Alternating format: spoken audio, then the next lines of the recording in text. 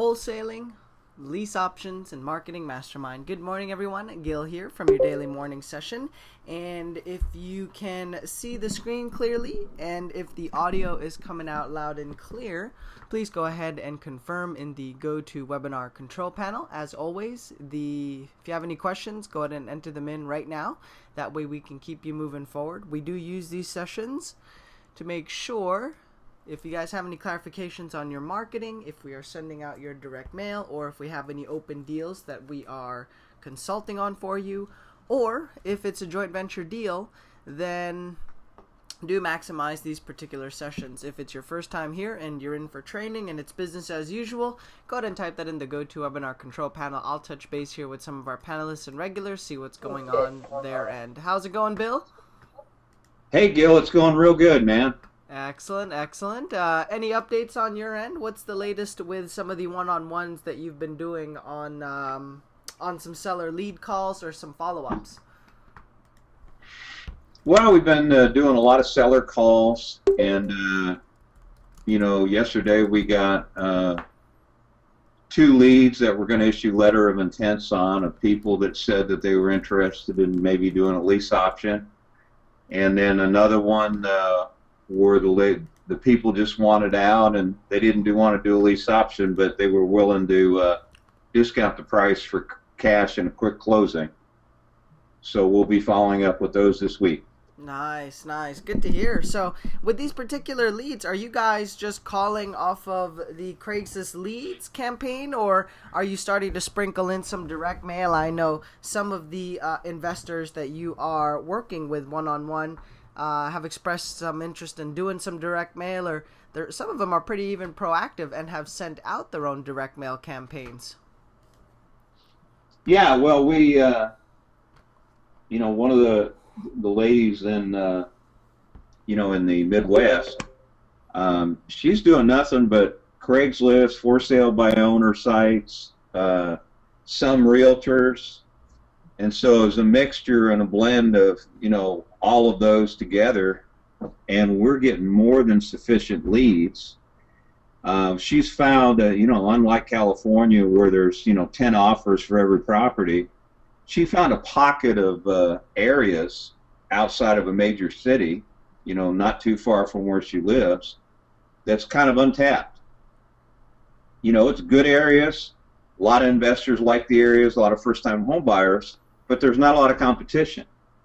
You've got properties sitting on the market for 2, 3, 4 months that are good bread and butter houses, but they're not getting a lot of competition. And so we've found that pocket of properties in these areas, and so we're getting pretty good results by just doing the old basics of just following up with Craigslist, and and the consistency is, Gil, is she's sending out the letter of intents. First thing we do when we jump on the calls is we follow up on all the previous leads from the last session. We recall those people, we get them on the line, talk to them about the terms and conditions, see if they're ready to move forward before we take on any new leads. So we get the follow-up done first, and then we jump into the new leads. So every week we're sending out offers. Nice, nice. Definitely good to hear. Well, I got a couple of questions. Some were carried over from yesterday. We got some new increase that had come in. So first one's not really a question, more expressing some frustration here from one of the wholesalers in the program, or at least that's following our training and getting the property scouts trained through our sessions. She writes in, nosy wholesalers calling my signs, fishing for info undercover. I hate that. Why can't people realize that it's best to be upfront of who they are and their intentions? No reason to lie to figure out how I run my business. And, you will come across this more so in markets that are highly competitive or in larger metro city areas. And, with some of these people that call on your marketing, they're like any campaign, there's always going to be a batch there that are bad apples. They're not qualified. They're basically dud leads. And some of those dud leads are people that are responding to your marketing, pretending to be sellers, trying to see how, what kind of questions or how you run your business, or kind of nitpick it, or just find out the way you do things. Now, with some of these property scouts, especially, or even other co-wholesalers and investors in the area, the more experienced you are at talking on the phones and the more people and conversations you do have, you actually will be able to, to kind of sense and get an idea of who it is you're talking to. If this is in fact a genuine homeowner, if it's an agent, if it's a broker, if it's if it's the local hardware guy trying to sell more stuff to rehabbers, or property scouts, right? And so that's why we encourage you guys to stay on top of the leads that we had send you, make your calls, so that you can quickly determine if this is a qualified lead. Now, with some of these other co-wholesalers or other people in the industry in your area, it's not, I wouldn't say they all have bad intentions, right? Like by scooping up your deals. Some of them are just genuinely curious, or they're still in the learning stage or process. And I would encourage you to reach out. If you can sense that this is a new person in your area or in your marketplace, this might be a good person to coordinate with, start an accountability group, or even co-wholesale and work together, because they don't know any better, right? It's not like they have the absolute honest and best of intentions. That just happens to be the route or approach that they take. So they don't know any better, right? This may be an opportunity for you to take them under your wing, do deals together, and move forward as accountability partners, right? Again, that's an accountability partner, not a crutch. At the end of the day, you want to make sure that you are making your own calls and following up with your own leads. Next question that came in. Somebody contacted me about a property that I have under contract right now. The person said that they are pre-approved for a VA loan and that they are wondering if the house could pass a VA inspection. I believe the house could probably pass, though, since there's nothing really wrong with the house. It's just outdated. Has anyone ever wholesaled to a buyer who is financing through the VA? I just have a one-page as-is contract on it, but I suppose the owner could agree to signing a different contract if necessary. Does anyone have any insight about what I should or could do on this situation? Bill, what's your take on this? Maybe it's just some initial, here's what to look out for, or some tips on how to handle this particular lead or situation. Well, you're going to have a problem. It's just really not the right strategy for assigning a wholesale deal. And the reason is because in order for the transaction to properly work, the title report has to show it being sold from the existing owner, to the new buyer. There can't be a break in the chain of title. So there's no lender that's offering a VA guaranteed loan that's going to agree with you buying it from the seller and then turning around in a double closing, and you being the seller and selling it to the VA buyer. You're going to have a break in the chain of title, and that's going to be flagged by the lender, and they're not going to allow that to happen. Now, there is a sophisticated advanced strategy to use where you get an option on the property and you record it, and then you sell your option to the buyer, and the buyer pays you cash for the option, and then they step into your shoes and close directly with the seller. Before you do anything like that, you better get legal advice in your state to make sure that that's going to fly with a government loan. But that's the only legal way that I know of doing that, is to get an option to buy a property and sell your option, which is personal property, to a third party for cash. Let them step into your shoes and buy the property with whatever method they choose to do that. So that's the only way I know to do it. Back to you. Yeah, and if you're, again, you always want to deal with the right buyer, right? Even if you have, doesn't necessarily mean just because somebody comes to the table willing to pay and wants the deal that they should do the deal at the end of the day, right? And if you're dealing with a property that is outdated, it's older, especially if it's going to undergo a lot of scrutiny like this, right? It's got to, get, in order to get financing. it might not be the best way to move this particular lead or deal forward. Now, if this was the best option at the time, right? If this is the only way, the only buyer interested in the house, the seller still willing to talk to you and hear out what you have to say because they've tried everything else, you don't have any other seller leads or deals to pursue and move forward, then sure, right? Spend a little bit of time, go the extra mile on this because you don't have other leads or deals to move forward. So think of it as a practice experience. You may get paid out of the deal, but you also may not, since you are requiring or relying on the financing, and we're dealing with a lot of inspections here, right?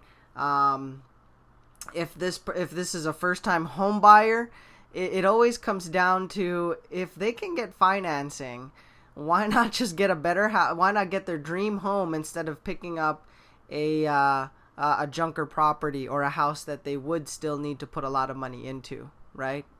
If they're looking for a fixer-upper or something that they can live in, bump up the equity, then that's a different story. If you're dealing with a buyer that is a handyman or a rehabber himself, then hey, you're covering a little bit more bases on there. You're protecting all parties. It's not looking like a deal where, it's basically like the greater fool theory.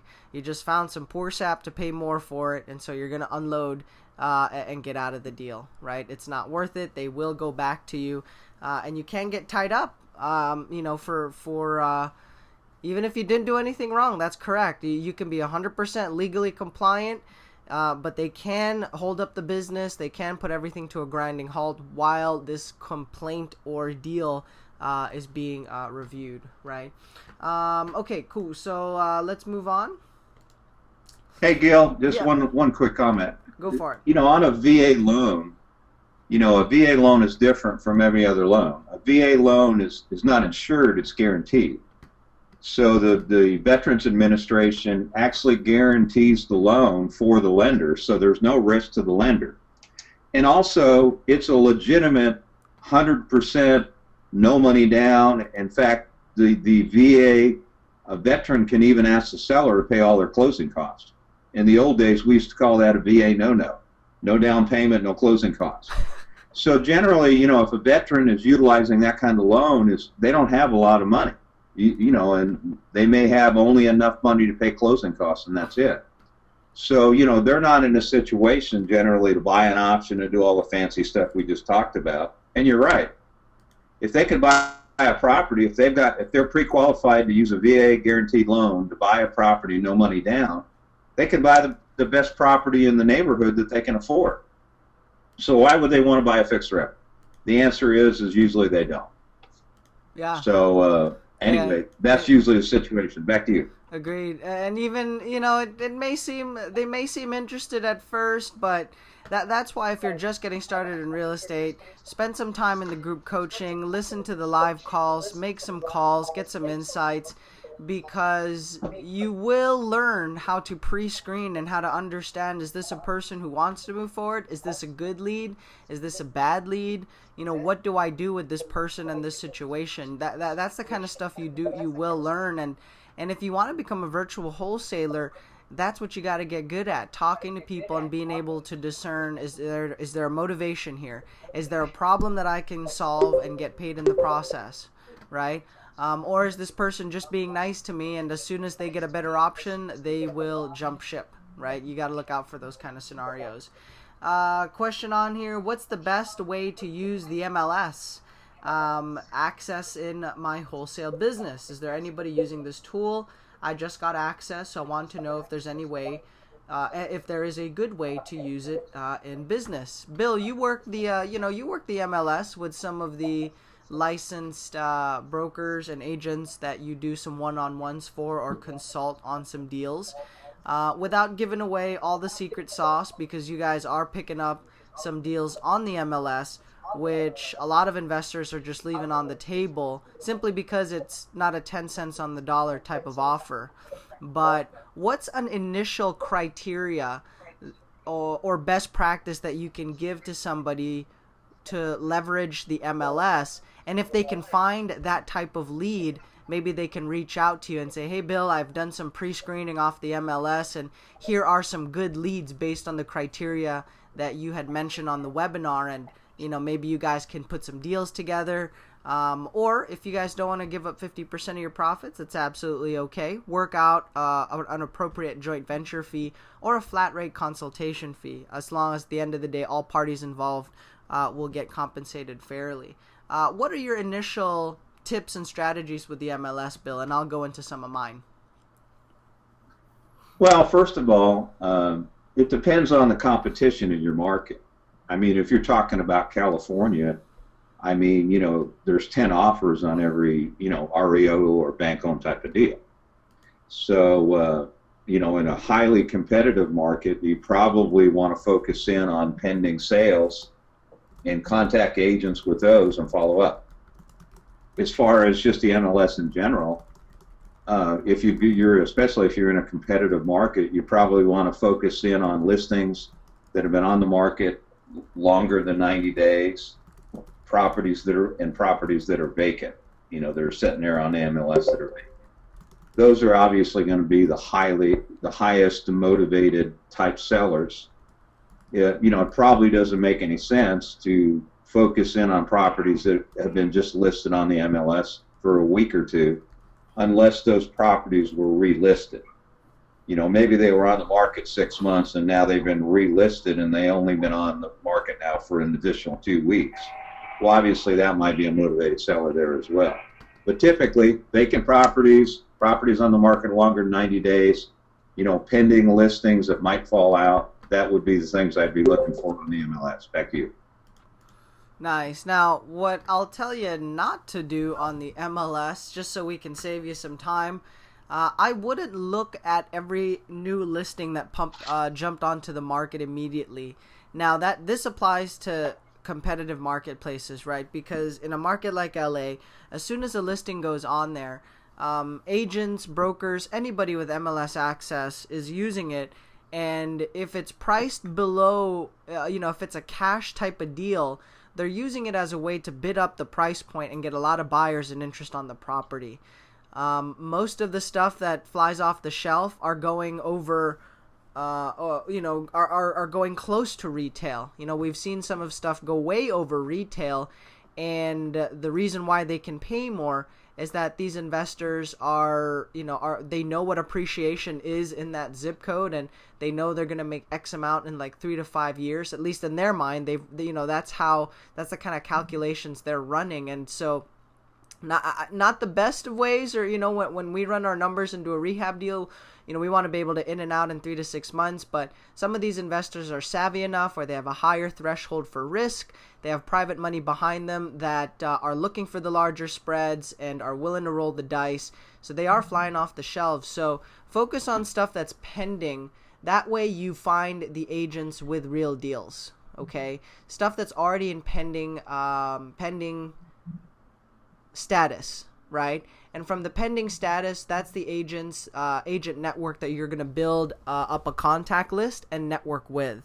I wouldn't focus on new listings because you go through a lot of agents, and we actually have somebody in group coaching right now. That's what he's encountering. He's coming across a lot of agents, and they're all asking him for proof of funds. They're not even having a 10-15 minute conversation with the guy to build rapport. They're just, send me proof of funds before I'll talk to you. And that's lousy customer service, first of all. And second, I know that some of these agents have gotten burned by people pretending to be cash buyers, right? Like that's the first scenario we tackled today. People misleading or using the fake it till you make it in a negative way, right? And so some of these agents are just, a lot of them are frustrated, beat up, and they won't talk to you without a proof of funds statement. So save yourself a lot of time and a lot of headache. Focus on pending status deals. And we do use proof of funds. We use a bank statement for it. And if you are in group coaching, we will have to get on the phone with that agent that you're trying to build a relationship with. That way, it's not a bank statement that's floating all over the place. we encourage people to set up appointments so that we can meet with these agents. They can meet our local acquisition managers, or they can come by the office, or we can come by theirs, right? They're not really looking for, they're looking for legitimacy. They're looking for some serious buyers, and we can present them the proof of funding.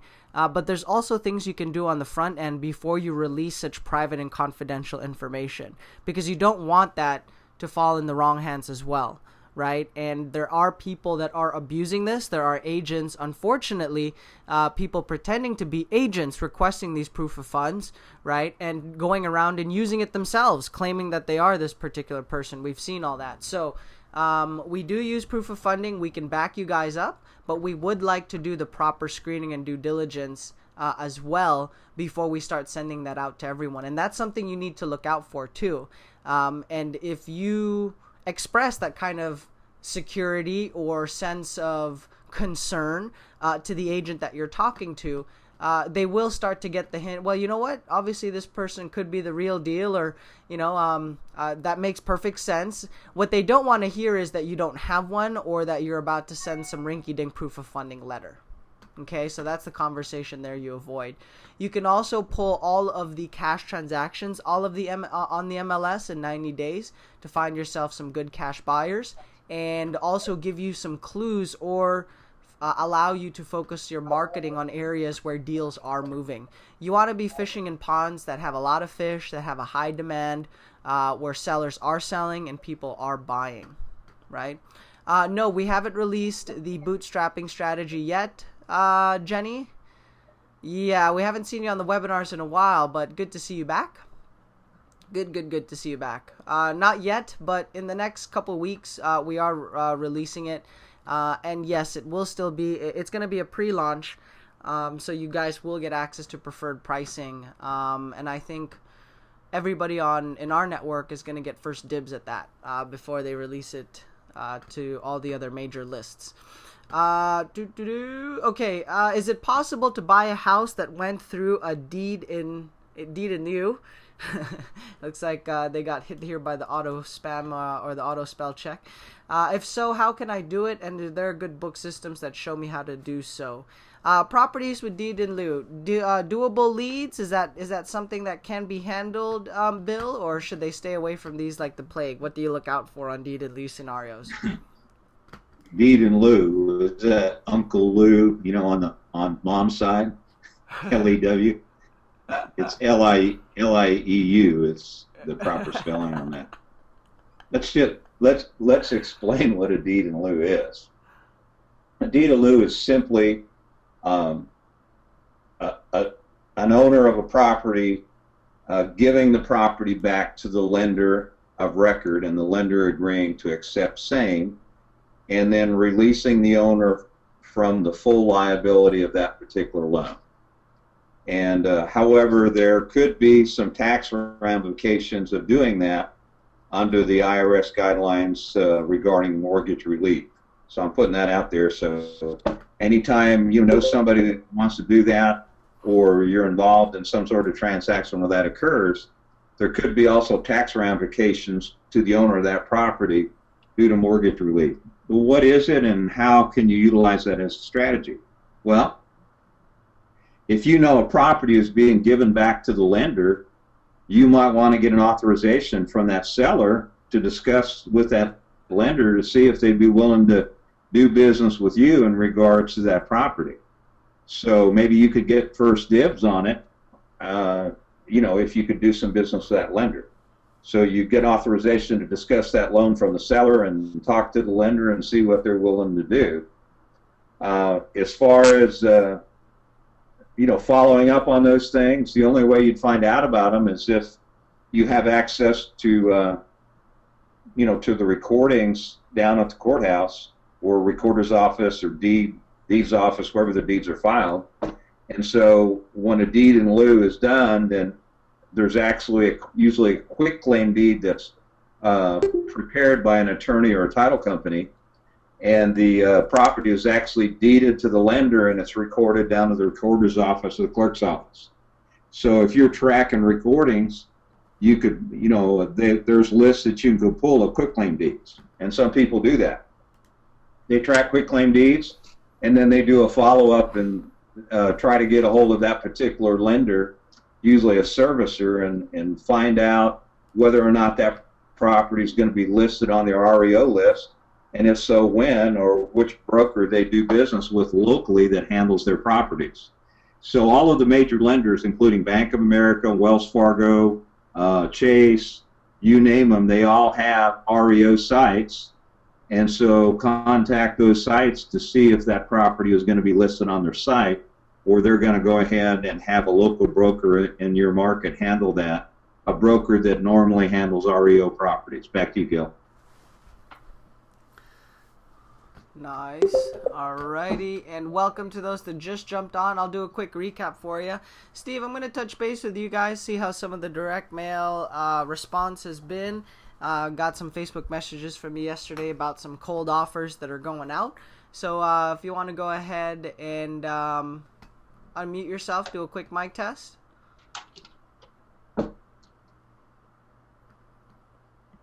Good morning. Alrighty, good morning. How are things going on your end?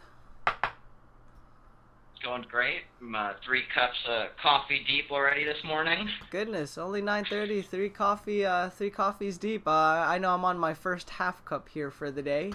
Well, the calls did start coming in at 6 a.m. So ooh, that must be the East Coast marketing that was no, sent.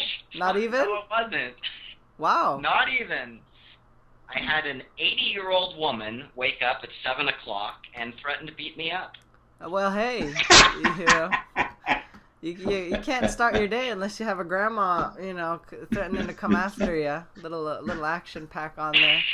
That must have been an interesting conversation. So these are West Coast leads. Yes, yeah, they are. I mean, I had one come in at 8:30 last night, and I had one come in at 6 o'clock. Most of them are normal time, but yeah, I mean, the calls are definitely coming in nice and steady. There was maybe only a half-hour period where, they were coming in on top of each other yesterday. Are you having somebody audit the phone records to make sure that all leads are accounted for? Are you guys still in the process of double-checking the leads? Yeah, I'm doing that right now. I actually sat on it because you didn't do your noon session yesterday. I kept the session open for like 3.5 hours yesterday, and it was work with Steve Day. So I hammered out like 40 or 50 Podio tasks. So today is just going to be get through the email box and auditing the call records, making sure that we've touched base with every person that's called in. Nice. Are the East Coast calls coming in? I have had a couple, yes. Okay. Keep a close pulse on that, because there were a little over 1,000 units that were sent over. So I'm curious to see what that's going to do, or because we might have to reorder something here pretty soon, just so we don't break momentum on that campaign. Were they supposed to start coming in already, or? They should have been. I know they were dropped. They were dropped sometime last week, so they should have already started. Calls should be coming in. That sounds about right. I mean, they've had a trickle of a couple calls every once in a while, anyways. So I wasn't sure, but that definitely could have been the start of the campaign yesterday, of the calls starting to come in. Got it. And you guys have some cold offers going out. Hopefully, more than just a handful. How many are going out? I don't have an exact number. I'm waiting for name on title and where to send it from a couple people. Yeah, about a handful, maybe five to seven. We sent out 2 already. Nice. Okay, so good to hear. Anything that we can outsource to the local agents for some referral fees or some... Yes. I've already sent 4 or 5. I have a really good agent that came across from Craigslist. That's my kind of agent. He's working Craigslist even though he's well established and knows what he's doing. But he actually works both of the areas that are close together there that we're targeting. So I'm sending him. I need to get on the phone and show him how to use Podio, but I've sent him 4 or 5 leads already, and he's going to give us 20% of the listing. Okay, okay. If he needs, does he know how to do owner financing, lease to own type deals? Does he know how to do those? I haven't confirmed it, but I would imagine so. I mean, he's well established and he works with investors as the bulk of his business. So, Okay. and he's a rehabber himself occasionally, so he should know how to do that kind of stuff. Have a call, inquire from him, see if, if he does, or if he needs a refresher course. We may be able to put him in touch with somebody like Bill where, they can structure the deals. All he has to do is present them locally, and not have to, structure these offers himself. And if he's willing to partner on those deals, it might be a nice little virtual pipeline for Bill and this local agent, for all of us to cash in on that.